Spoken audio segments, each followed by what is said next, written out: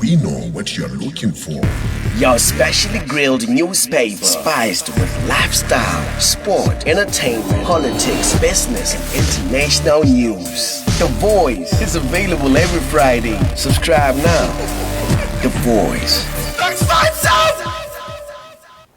Welcome to your favorite news analysis show, The Voice of the People, with myself, Chief, and I'm with my co-host, Mr. Fangz. Hello. How you doing, Mr. Fangz? I'm good, Chief. I'm all right. How you doing? I'm wonderful. So firstly, we'd like to start off by apologizing to our loyal followers about last week's episode. We had some technical difficulties and unfortunately could not air it. But we had an interesting motion which we've decided to carry through today. And the motion was about property rights in Botswana and whether or not we should have quotas for indigenous property ownership. Now, just to put some context to this discussion, because our discussions, we get them from the people. As we like to say, you know, you are the people, we are the voice. That's we just right. want to talk about what you guys selibu angason. So, kanye and I to sing more social media last week. More advertiser somewhere more Gaborone more gote batho ba ba ka occupying thing. The only people that were wanted were of Asian descent. That's right. Now, this obviously sparked about a huge debate about whether or not this is justified. So this is the discussion we're having today, Fangz. So my position on today's debate is that, because the motion, the way we phrased it, should we have a 50% quota for indigenous, for citizens, right? Yeah. So my position here is very straight up that no, these kind of motions never work out well. And yeah, it's just not a good idea. What's your take on this, Fangz? Yeah, I mean, like you say, it's essentially the topic that we wanted to discuss. Having seen that advert and the reaction to it, should we reevaluate the way that we approach land and property in Botswana? And should we say that only if you are a citizen can you 100% own a property? If you're a non-citizen, then you need to partner with somebody and have 50% ownership of that land. Basically similar to how Rebera Kankari Taimani, Chief, the same way that we protect the diamond industry and we don't allow any non-citizens to own more than 50% of any business that mines diamonds, then should we look at land as a similarly valuable resource? Now, I'll just get straight into my arguments because But before that, let's deal with a few of the comments, because we did get a few comments last week before you say your position, you know. Because we know, you know, when you're going to argue in favor of these radical ideas. But Aludor Batswana, the first comment from Moto Ari, this is stupid. I agree with you, Moto. How can all houses be 50% owned by Botswana? We need investors. Synthetic diamonds are taking over. Without diamonds, we have no dollar earnings. We need foreigners investing here. Like yesterday, your post communicates to foreign investors that they're not welcome here, and it's stupid and short-sighted. Read an economics book, please. You might learn something and have something worth listening to. Look, even though Moto has a very abrasive tone, you know, I tend to agree with him that this sort of smacks of xenophobia. And all essentially you're going to do at the end of the day is have people not wanting to own properties in Botswana. So that's sort of the danger of it. Maybe you can read the next comment there from Mr. Galani. Malatsi Galani says, as a country, we ought to establish Fair Housing Act to protect people from discrimination when they are renting or buying a home, getting a mortgage or seeking housing. This would protect citizens or residents from unequal treatment in housing decisions based on race, color, gender, national origin, or disability. It would prohibit discrimination by direct providers of housing such as landlords and or real estate or their agents or banks or other lending institutions and homeowners, insurance companies who may have discriminatory practices making housing unavailable to anybody. Right? I think that comment is directly in response to your and they're just they're clearly, Mr. Galani is clearly looking for a solution, right? And we must have practices or policies that protect citizens and non-citizens, right? Rights. What I think is the status quo, and where we agree, is right now there isn't enough protection of citizens' rights to land. Okay. Just before you start with your position, let me read the last comment from Re Isaac Parudi. Are, we should start with Botswana landlords who don't want people to drink alcohol, those cohabitating or staying with kids. I think we are all entitled to set preferences for our prospective tenants. I don't think this is wrong. And look, what's your take on that? He says, as long as you own the property, you can set whatever rules you like. And to some extent, I kind of do agree with him. I find that very strange, Chief, because, coming from black people living in Africa who understand colonial policies and racism, right? There was a time when, if you're a landlord, you're allowed to say that black person can't rent my property. So I don't think that just because you own the land, you should be allowed to discriminate against people, right? But let me get into my ideas why I do think that a certain level of positive discrimination is necessary in this case. Now, like we're saying, I want all housing property, right, to be at minimum 50% citizen owned. Why is that? Because I believe that it will protect the future of our country. Why? Because citizens have the greatest incentive to develop our nation. There's nobody else who has an incentive to see Botswana be the most developed, most attractive, best country to live in the world than Botswana. Every other citizen would rather it would be their country, their own country, right? And there's no problem with that. The issue then becomes, who is the best custodian of long-term future, rather, to Botswana's long-term future? And we are the ones who are going to most likely live and die in this country, and our children are most likely going to live and die in this country, which means the future that we are building is for them, our children and our children's children, the people that will be living here for certain, right? So the idea here is, now, do we have a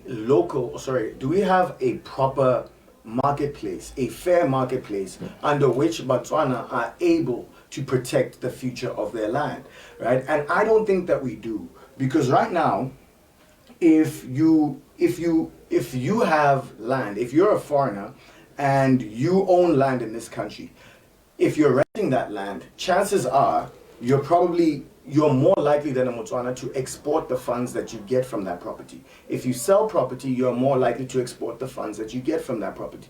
If you work in this country, you're more likely than a Botswana to export your salary. Why is that? Because generally, when we leave our homes, it's to look for better opportunities. When we leave our countries, it's to look for better opportunities, because we can't find those opportunities back home.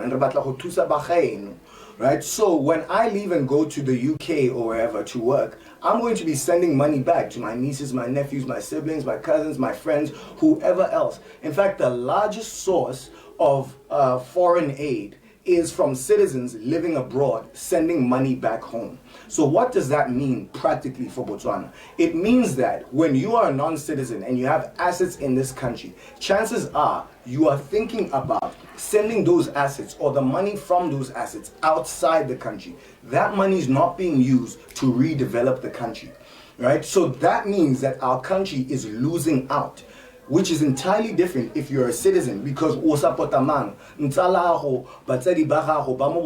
so that money gets spent in this country, and that means it circulates around the economy grows. And that's a direct response to the idea that the comment we'd had earlier about what you need to read an economics book. Little does that commentator know, I studied economics, and I understand exactly how these things work. We don't want our money leaving, right, to offshore bank accounts, to whichever other countries. We want Botswana's money to develop Botswana, right? And like I said, this is similar. When we look at the idea of rights, right?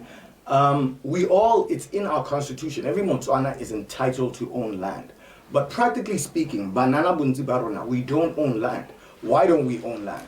We all apply for land, go land board, but then you're on a waiting list that'll take 30 years. So practically, you are incapable of owning land. The majority of banana earn less than 10,000 pula per month.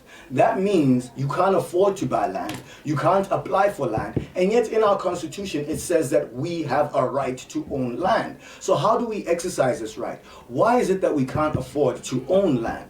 It's because land prices are drastically increasing. We've got some of the highest land prices in Southern Africa, which is ridiculous, right, considering how low our population is and how big our country is.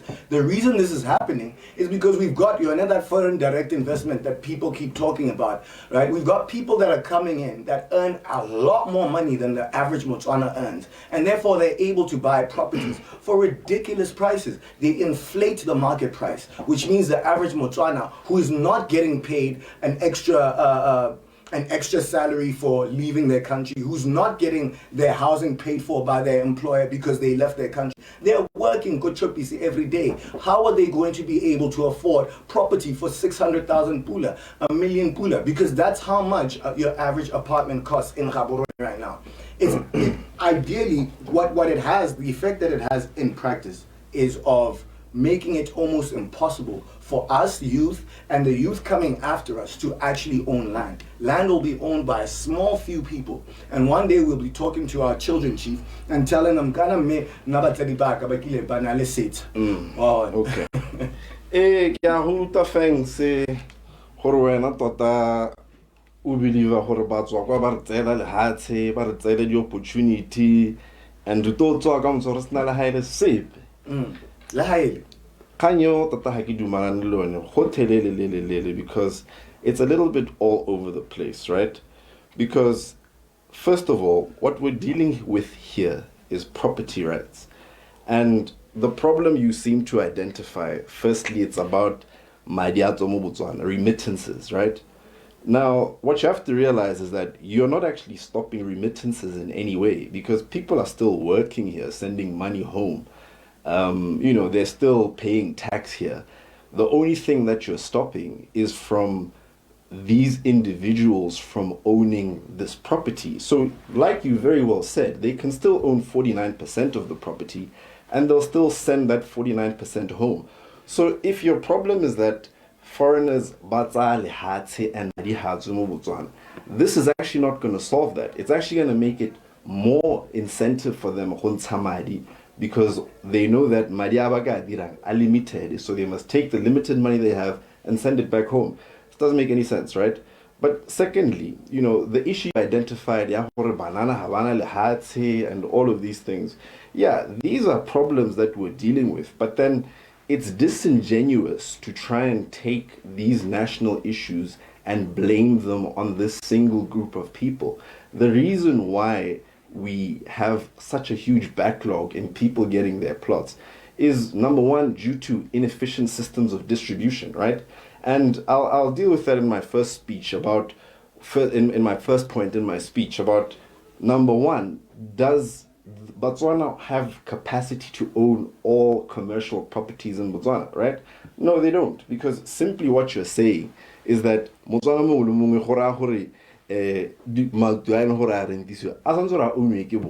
then, just like you even mentioned in yourself, do we have capacity to be able to own all of those houses? No, we don't, right? But secondly, this is the other most important thing. The reason why these type of policies are so dangerous is because they smack of xenophobia, right? And all of the rhetoric that you mentioned about 20 years from now, these are all the xenophobic type of comments that lead to foreigners not wanting to invest in a country. The reason why it's important to have FDI is because you have a larger pool of capital that can develop the state that isn't available locally. But this is the economics analysis. We don't need to get into it in depth. But the long and short of it is, if you chase away the biggest investors, none of the things that you wished for will exist anyway, because like I said, we haven't even demonstrated a capacity or we want to own that thing, right? Thirdly, and this is the most important issue, right? And I cannot colonialism, property and what. The one thing that we learn about colonialism is that property rights are sacrosanct, right? Even colonial properties that were given away to the crown at the dawn of independence are still in the hands of foreigners. The reason for that is because of the sacrosanct nature of property rights. Once you start to take away people's properties, you're going along this I don't even want to say this Robert Mugabe-esque policy of repatriating land and giving it to people who possibly deserve it or don't deserve it, right? Exactly. But then look at the example of states that end up doing that, and what ends up happening is the capital that's actually producing most of the money spinning industries in that country starts to leave, which is why when that land grab started happening in Zimbabwe, all of the productive land literally went from 90% to about 20% of use, because now you don't actually have people who have the capital and the know-how who are on the land. Give up to hell also and the things about not about the hatse for the sake of having the hatse. Sit there as long as not the hats. So some of these things, Fangz, like the commentator just said, you need to have a long-term approach and realize that as we are globalizing, I mean, the idea is that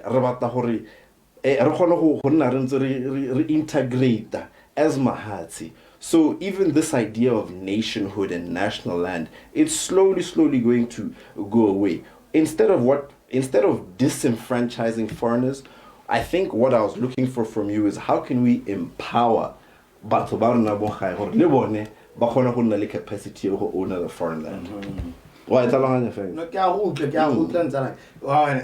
And it looks like there's quite a few comments that are coming in as you've been talking here. Diboy Sifu Kiorapetsi, he's commented quite a bit actually. He says that looking at the history of racism and how blacks have been treated, it's wrong at all costs, and we suspect an invasion by foreigners, and these people don't want any citizen amongst them who would blow the whistle. Nustru. All right. You see this rhetoric, it's very dangerous rhetoric, go on, because now we are creating an us versus them sort of atmosphere, and homo hawas yama things because accommodate and the dangers of xenophobia, we don't need to be told about them. We've seen the riots numerous times in South Africa over the past decade, right? So I do understand what you mean about dangerous rhetoric, right? And we're not trying to encourage any sort of horrible speech about foreigners or anything like that. That's not at all what I'm saying. What I am saying, however, is that we need to look at a realistic possibility that one day no Botswana, or maybe 1% of the land in all developed parts of the country, will not be owned by citizens. Why not? That is a real thing. Yeah, this is just fear mongering. It's like saying one day like a nuclear weapon. Well, I mean, we both lived in Malaysia, Chief, right? And the average Malaysian, right? The average Malaysian doesn't own land, right? That is a realistic, and that's a country that got independence 10 years before ours. So it's realistic. Here's my question. Yeah. Is there something prohibiting Botswana from buying land? Yes. What? And this is what I was talking about. The fact that land prices are rising so much higher than the average Botswana salary is. The average non-Botswana moving into Botswana gets paid a much higher salary than a Botswana does, right? Like for the reasons that I was saying, that you've left your country, for the fact that your employer is going to pay for your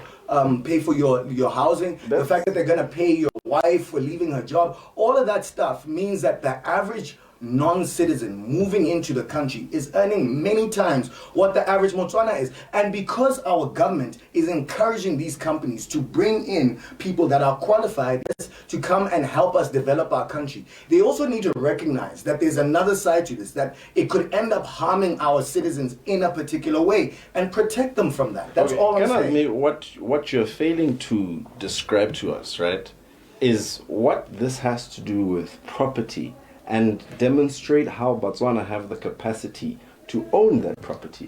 Because when you say foreigners are coming in and earning more salaries, all of this doesn't take away from the capacity for Botswana to be able to do more. For example, the tenderpreneurs. There was an article that 100 millionaires were created in 2020 who primarily are Botswana because they are benefiting from the government procurement system. So already government mitigate the Botswana economic opportunity. So essentially we're now worried because foreigners, they earn more, let's stop them from coming in. But then does that mean that Botswana are going to occupy that vacuum? Yes, of course they are. I mean, like what you essentially, like the other side of your argument is Botswana are incapable people.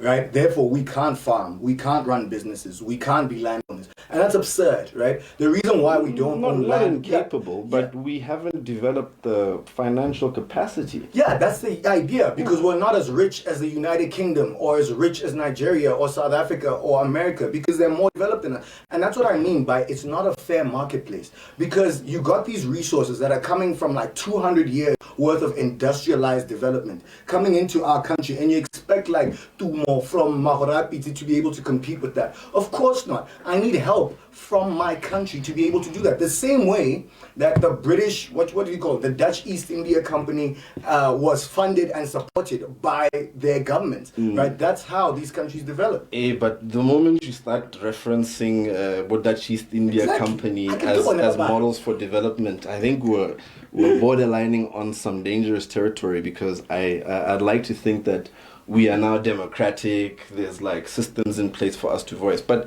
let me read this other message from the boy who on the issue of land board denying Botswana land is a serious violation of human rights. As a citizen, you will wait 35 years to be allocated land, but wait, someone with capital, means and interest come and propose to buy a certain piece of land. From Norway, they are allocated land.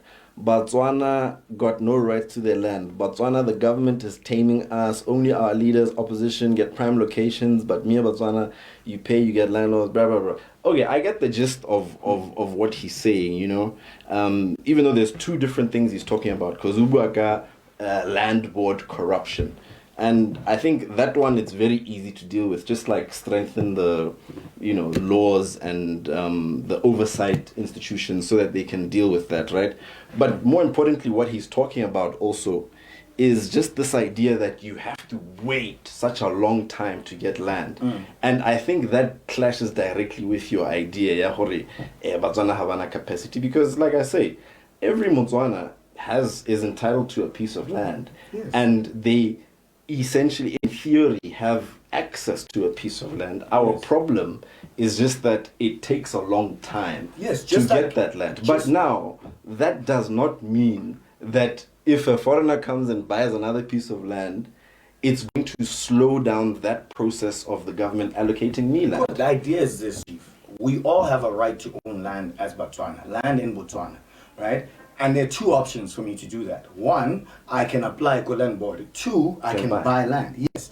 But for the average Botswana, both those options are practically infeasible, right? They're not realistic. It's not realistic to expect to buy land when I'm earning 3.5 a month. But it's not realistic to say it's not realistic. No, it's not. The blame isn't for them. This isn't about blaming foreigners, Chief. That's what it sounds like. No, it's not. It's about this country is Botswana, right? It's developed by Botswana, for Botswana. So the interest that it needs to consider, number one, is Botswana's interest, not the interest of a CEO of a company that's earning 150,000 pula a month and can go back to South Africa or Zambia or wherever they're coming from, right? The Botswana is going to be here. Their children are going to starve. It's going to be a problem for Botswana because land is the means for production. Well, in this case, like I said, we were talking about property rights. Yes. So land is the means for production. You can't produce anything. You can't be a business owner if you don't have land. And if you can't be a business owner, it means you can't actually empower yourself as much as you'd want to. Yeah, let me deal with the last comment before we give our final thoughts from Huitzi Eltmutivi. Globalization and doctrines you are elaborating and talking about will end up with no Botswana. They are brainwashing us. Hey man, that is your opinion, that globalization is brainwashing. But, we cannot deny the fact that the world we're living in is getting smaller and smaller because of intentional, things like technology, trade, and all of these things. So we are getting to a point where even nationhood, citizenship, they're considering this idea of, regional passports, things like that.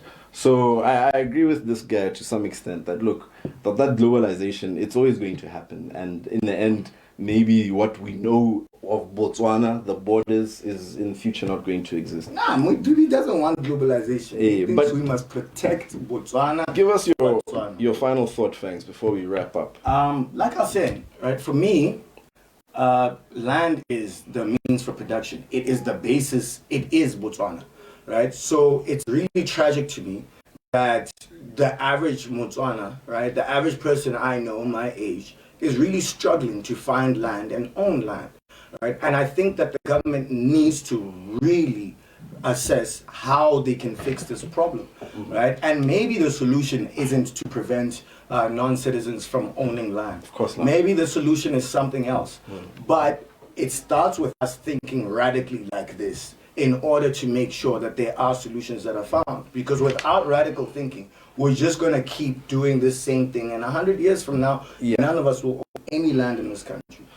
Yeah, I am against radical thinking. Radical thinking, where's it gotten us? Uganda was the first radical country. Idi Amin kicked out all the foreigners within 24 hours. Zimbabwe was another radical example. Robert Mugabe repossessed all the farms. So we can't be radical when it comes to things of nationhood. We need to be practical and realize that we're dealing with human beings, not with tools that can just be taken and thrown out. So, kamanzwa mangwe, re tshwantse gore re leke go kopana. Ha ile gore gona le mathata, ha ile gore gona le batswakwa ba ile gore ha ba batle go nna amongst Batswana. Go mo ke kganyele gore e tshwantse re addressiwe, but ha go thusi sepe re bantsha re ba kobela ko ntle, because how are we going to develop on our own? And that brings an end to this week's show. We are always happy to be the voice of the people. We encourage you, the people at home, get in contact with us. Give us suggestions of issues that you want to talk about, because at the end of the day, we are a current affairs and news analysis show. So from myself, Khosi, Chief Murmo, and my co-host, Tumo, Mr. Fangz Muremedi, we bid you farewell. See you next week.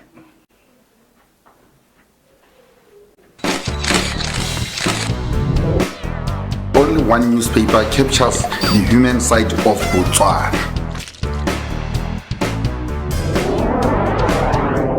We present business concepts in a way that is understandable for people.